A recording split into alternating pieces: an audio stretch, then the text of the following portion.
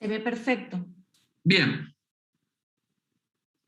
¿Qué desafíos ha tenido que enfrentar el educador como neurolíder educativo? El primer desafío fue tener pensamientos irradiantes y dejar de los pensamientos lineales. Generar mucha capacidad creativa para dar sus clases a través de esto del Zoom y dejar de darla como lo daba en la clase presencial. Entonces, mucho pensamiento irradiante generando capacidad creativa, para lo cual tuvo que estimularse muchísimo para estar motivado, estimulado, con mucha concentración y con mucho desempeño, pero a su vez generar gran motivación en el alumnado, en el educador. Pero para poder lograr esto, implicó o implica que el docente o el profesor tenga una excelente administración de los tiempos, como así también una organización efectiva de la clase, y eso nos lleva a lograr la meta que uno se propone cuando tiene que liderar esa clase con, ya sea con alumnos o con aprendices. Eso conlleva que debo tener un buen plan educativo basándome en esos pensamientos irradiantes y esa capacidad creativa. Pero ¿qué me ha hecho tener qué desafíos me ha puesto la pandemia con la neuroliderazgo educativo? El tener en cuenta 3 palabras fundamentales que debo fundamentalmente tener en mi cerebro.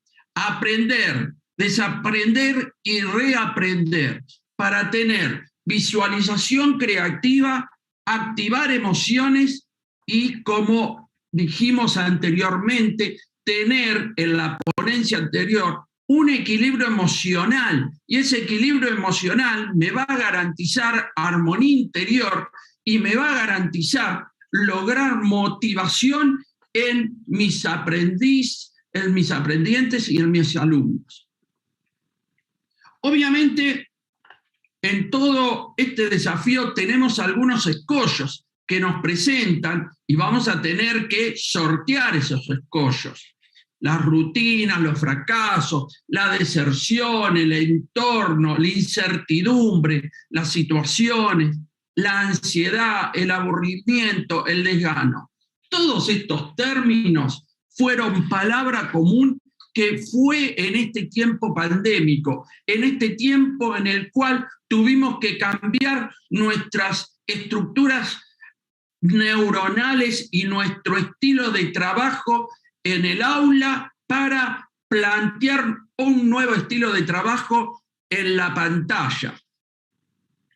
Obviamente hay cosas que tuvimos que replantearnos, como nos muestra la imagen de Albert Einstein, en el cual le dice, no es lo mismo educar a un pez que a un elefante, o pedirle pruebas a un pez que a un elefante, porque el pez va a ser un excelente nadador, pero no le podemos pedir lo mismo, o las competencias, exigencias o habilidades a un pez que las mismas que un elefante o que un pingüino.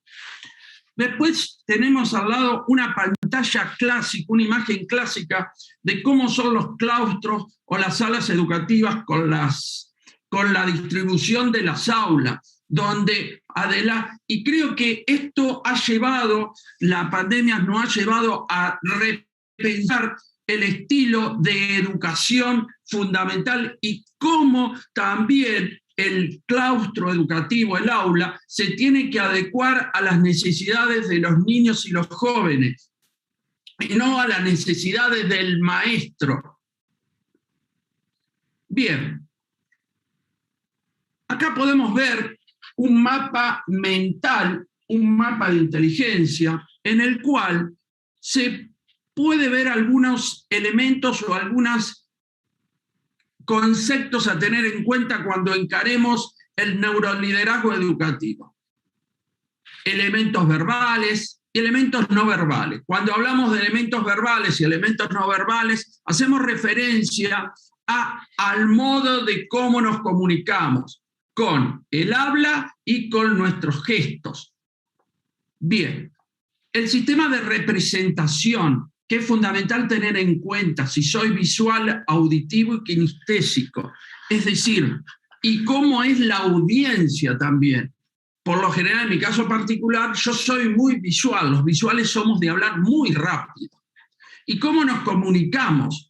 Con lo que digo, predicado, cómo lo digo, tono de voz, cómo lo expreso, cómo me muevo con mis gestos, con mis posturas, cómo lo veo, proceso visual. Entonces, acá está, cómo me comunico, lo que digo, predicado, cómo lo digo, tono de voz, cómo me muevo, gestos, posturas, cómo lo veo, acceso visual. El tema de la percepción es fundamental tenerlo en cuenta. Como docente, como neuroeducador, tengo que saber percibir las cosas que pasan en ese contexto, en el contexto y en cada alumno que está en mi sala, a través de viéndolas, escuchando las palabras, las expresiones, viendo las distancias, las posturas, las miradas. Es decir, todo ese lenguaje no verbal que pasa dentro del aula o dentro de la pantalla, para lo cual tengo que tener bien claro y entrenar yo como neuroeducador el mirar versus ver, el escuchar versus oír, el sentir, el olfatear aromas y el degustar gustos. Vuelvo a repetirle, fundamental, elementos verbales, no verbales, el sistema de representación visual, auditivo y kinestésico que yo tenga y adaptarlo a las necesidades de ese sistema de representación que tenga la audiencia. El cómo me comunico, el tema de las percepciones y el tema de entrenar esto constantemente. Mi rol de neuroeducador. Para ello, tengo que tener en cuenta el foco atencional. ¿Dónde pongo foco?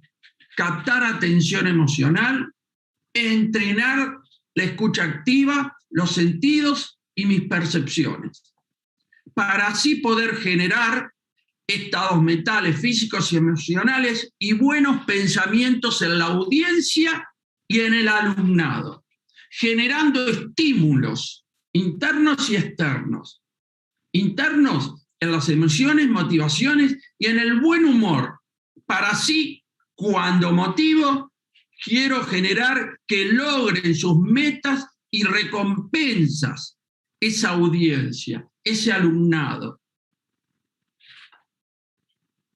Bien, tenemos que partir de la base que la realidad es una mera construcción mental.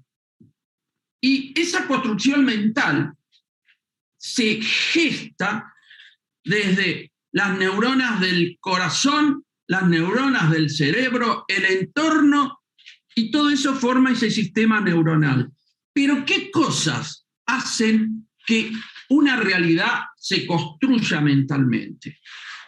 Las acciones, nuestros pensamientos, nuestras experiencias, nuestras percepciones y nuestras memorias. Cuando hablamos de memoria, uno tiene que tener en cuenta que como neuroeducador va a trabajar sobre las memorias que tienen grabado los seres humanos en su cabeza. Si uno tiene una memoria negativa, y ahora voy a dar un ejemplo, cuando uno se quema con leche, ve a una vaca y llora, ¿por qué? Porque asocia a ese animal con la leche cuando se quemó.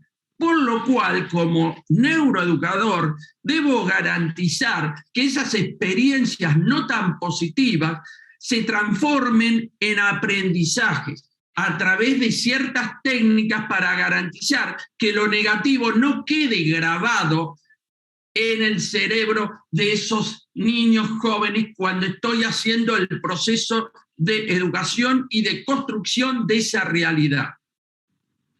Bien, obviamente dentro del proceso de neuroeducación vamos a tener un montón de palabras o de términos que se van a mezclar en una ensalada rusa.